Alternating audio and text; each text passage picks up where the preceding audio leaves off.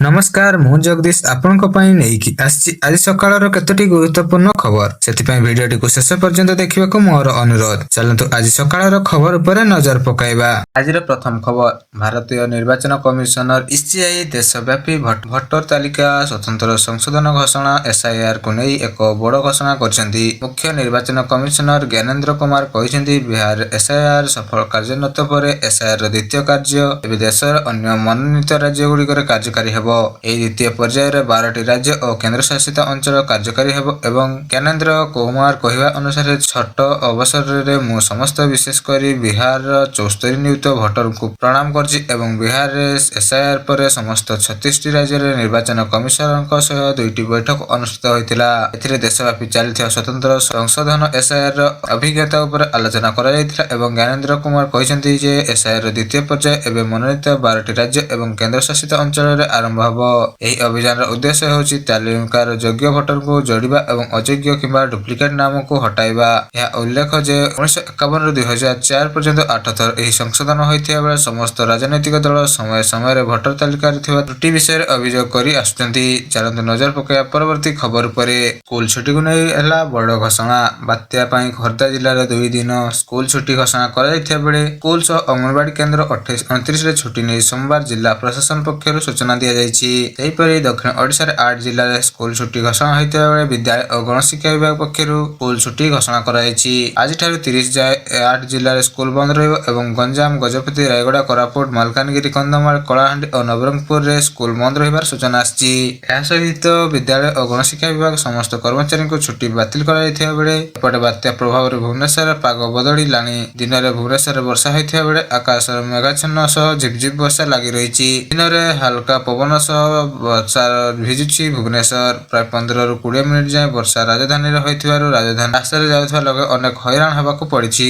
सेपटे बात्या मंथन नै बीएमसी प्रस्तुति रहिथिया बेले खता जिल्ला प्रबल वर्षा संगको पवन हेबा नै आईएमडी पक्षरु आकलन कराइथिया वर्षा प्रभाव रे जलबंदी बन्या गछ पड़िबा और विद्युत तार छिड़िबा संभावना रहिथिबार सूचना आछि। एनै बीएमसी रे कंट्रोल रूम खोला जायथिया बेले विभिन्न विभाग सह आलोचना करा जाय स्वतंत्र टीम गठन करा जायछि। वर्षा पवन पर जदि अघटन घटे तेबे सफाई हेबो ड्रेनेज समस्या न हेबो से नै योजना होइछि। चलंतु नजर पकाया परवर्ती खबर उपरे बात्या जंग प्रभावित होता विभिन्न रूट रे बातिल हला ट्रेन। बात्या मंथन दृष्टि आगुआ पदक्षेप नैछि पूर्वतन रेल विभाग। यात्री सुरक्षा दृष्टि रे आगकु रखिछि 43 ट्रेन बातिल कराइथिबा सूचना आछि। सोमवार ठारू बुधवार अक्टोबर 29 पर्यंत विभिन्न ट्रेन चलाचल बंद रहिथिबा बेला साधारणतः आंध्र प्रदेश को जीवाको थिबा और सेठाको आसीबाको थिबा विभिन्न ट्रेन बंद करिछि रेल विभाग। चलंतु नजर पकाया परवर्ती खबर उपरे सुभद्रा योजना अधीन योग्यता निर्धारण पर महिला और शिशु कल्याण विभाग निर्देश जारी करछि। एही योजना अनुसार जदि कौनसी महिला किंबा छात्री वार्षिक 18,000 टंका किंबा ताठर अधिक राज्य किंबा केंद्र सरकार सहायता पाउछन्ती तेबे सानक एही योजना रे बाद दिया जिवो। महिला और शिशु कल्याण विभाग निर्देश रे मनीषा बनर्जी एही विषय रे उच्च शिक्षा और अनुसूचित जाति जनजाति विभाग पत्र लेखि जांच और तथ्य प्रदान करबा को कहिछि। आ सहित एही मध्य को जणाइछि जे छात्री माने शिक्षा संबंधी छात्रवृत्ति अतिरिक्त आर्थिक सहायता भाव गणना करा जिवो नै एवं 2023-24 और 24-25 आर्थिक वर्ष पय 18,000 टंकार अधिक छात्रवृत्ति पाइथिबा छात्र छात्री को तथ्य देबाको से निर्देश दै मिलिछि।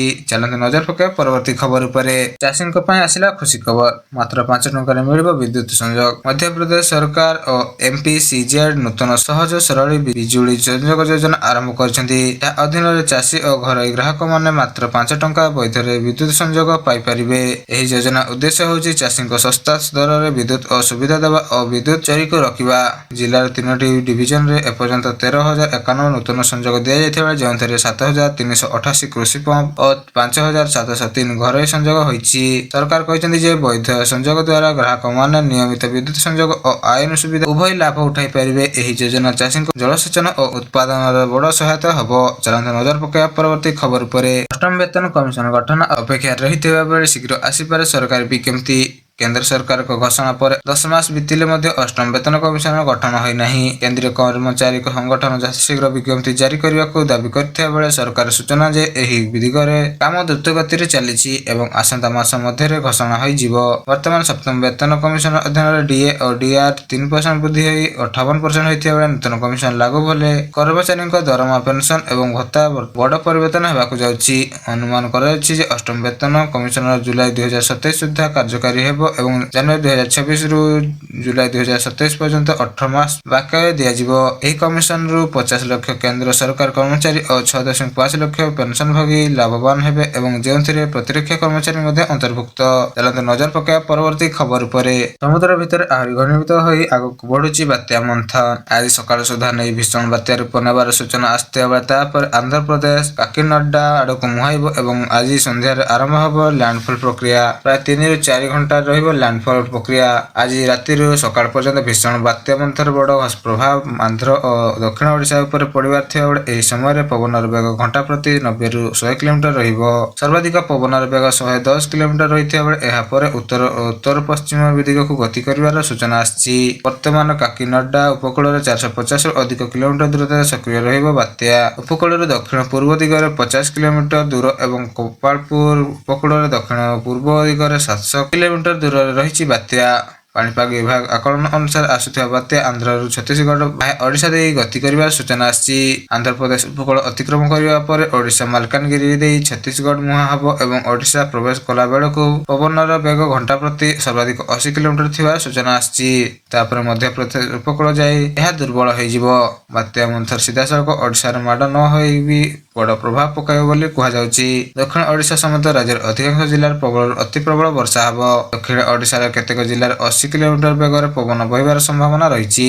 ଆଜି ବର୍ଷା ପାଇଁ ଗଞ୍ଜାମ, ଗଜପତି, ରାୟଗଡ଼ା, କୋରାପୁଟ ଓ ମାଲକାନଗିରି ଜିଲ୍ଲାକୁ ରେଡ୍ ଆଲର୍ଟ ଜାରି କରାଯାଇଥିବା ପୁରୀ, ଖୋର୍ଦ୍ଧା, ନୟାଗଡ଼, କନ୍ଧମାଳ, ବୌଦ୍ଧ, ସୋନପୁର, ବରଗଡ଼, ବଲାଙ୍ଗୀର, କଳାହାଣ୍ଡି, ନୂଆପଡ଼ା ଓ ନବରଙ୍ଗପୁର ଜିଲ୍ଲାକୁ ଅରେଞ୍ଜ ୱାର୍ଣ୍ଣିଂ ଜାରି କରାଯାଇଛି।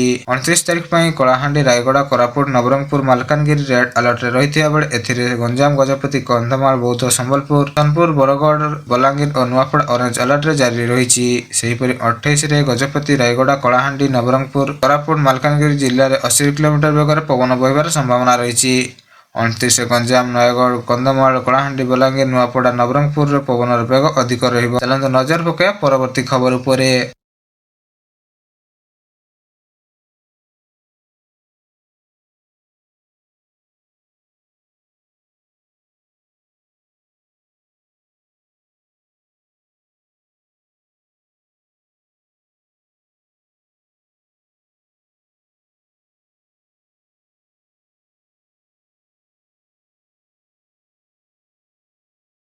విశాఖపట్నం